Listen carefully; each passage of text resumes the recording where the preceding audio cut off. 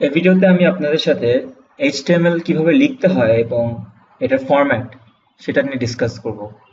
তো ফার্স্টে খেয়াল করবেন যে যে কোনো একটা ওয়েবসাইটে যখন যাবেন তখন এটা এক একটা জায়গায় হেডিং থাকে, বড় করে লেখা থাকে হেডিং গুলা, তারপর প্যারাগ্রাফ থাকে, দেন আরো ছোট ছোট সেকশন থাকে। কিছু কিছু জায়গায় আপনার একদম ছোট্ট টেক্সট দেখা যায়, কিছু কিছু জায়গায় আপনার দেখতে পারেন যে মোটা bold text, italicize text, etcetera etcetera. তো এগুলা বেসিক্যালি সব এইচটিএমএল এর ট্যাগ বলে একটা জিনিস আছে, যে এইচটিএমএল ট্যাগ, সেটা দিয়ে করা যায় আর কি। তো আপনি যখন একদম ফার্স্ট একটা এইচটিএমএল পেজ লিখবেন, আপনার যেটা করতে হবে হচ্ছে এইচটিএমএল ট্যাগের মধ্যে জিনিসটাকে সবকিছু, সব ডকুমেন্ট যত যা আছে সবকিছু হবে এইচটিএমএল ট্যাগের ভিতরে। তো দেখি আমরা এইচটিএমএল ট্যাগটা কিভাবে দেয় একটু দেখে নেন।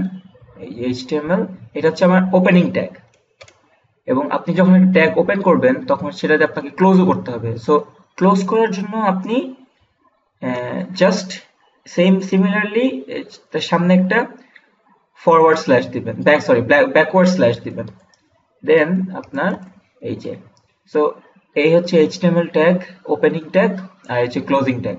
তো আপনার যত এইচটিএমএল ডকুমেন্ট আছে সবকিছু এই দুই ট্যাগের মাঝখানে যাবে। তো জিনিসটা এভাবে চিন্তা করতে পারেন যে আমি সবকিছুকে এইচটিএমএল এর মধ্যে রাখতে চাই। সো আমি উপরে এইচটিএমএল, নিচে এইচটিএমএল দিয়ে জিনিসটাকে ঢেকে দিব। সো ট্যাগ হচ্ছে ওরকম একটা জিনিস, যে আমি একটা বাউন্ডারি দিয়ে দেওয়া, যে আচ্ছা আমি একটা কোড করে দিচ্ছি যে এই জিনিসটা এইচটিএমএল হবে।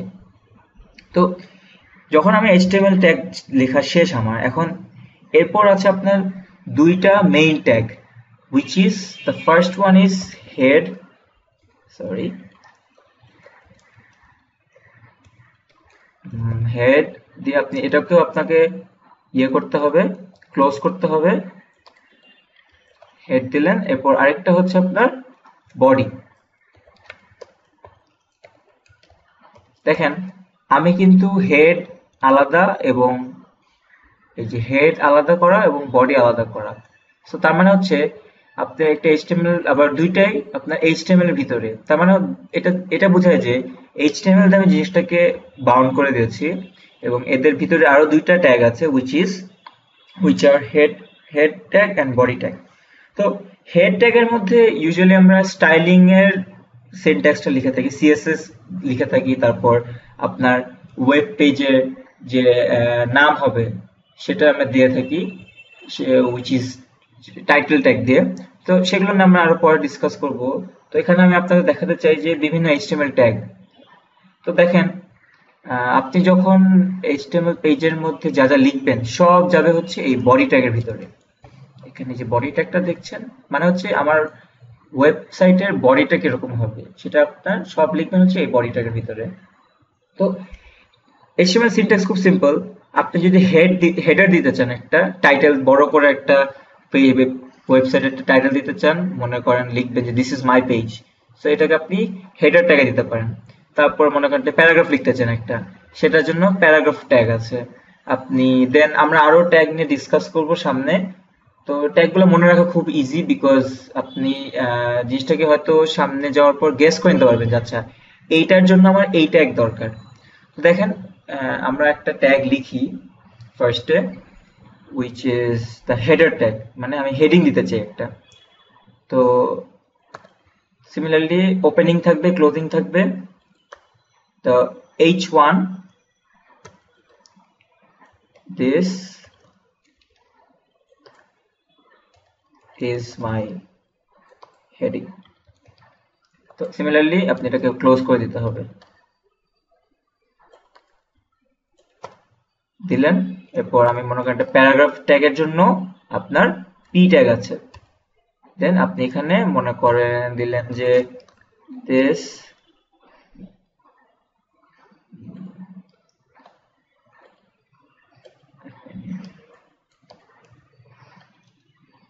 this is my paragraph, close করে দিলাম। তো দেখেন হেডিং এর জন্য আমি h1 ট্যাগ দিয়েছি। এখন h1 ট্যাগটা কি সেটা আমি পরে ডিসকাস করব। তো h1 ট্যাগ দিয়েছি এবং প্যারাগ্রাফের জন্য p ট্যাগ দিয়েছি, p ফর প্যারাগ্রাফ। তো এখন আমি দেখেন এই জিনিসটাকে সেভ করে এই যে আমার যে ব্রাউজার ওপেন করেছিলাম আমি রিফ্রেশ করব। এই যে দেখেন বড় করে দিস ইজ মাই হেডিং আসছে এবং this is my paragraph. So এখানে পিটা এইচটা মিসিং পড়ে গেছে।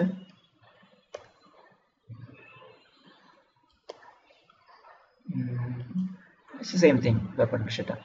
আচ্ছা এই দেখেন এই যে বড় করে হেডিং আর এই যে দিস ইজ মাই প্যারাগ্রাফ। তো এই H1 ট্যাগ দিয়ে আমি বলছি যে আমি এই টেক্সট এই H1 ট্যাগ ওপেনিং আর ক্লোজিং ট্যাগের ভিতরে যা যাবে না কেন সেটা হবে হচ্ছে আমার হেডিং। সো এই দেখেন পুরা জিনিসটা আপনার বড় করে বোল্ড করে আসছে।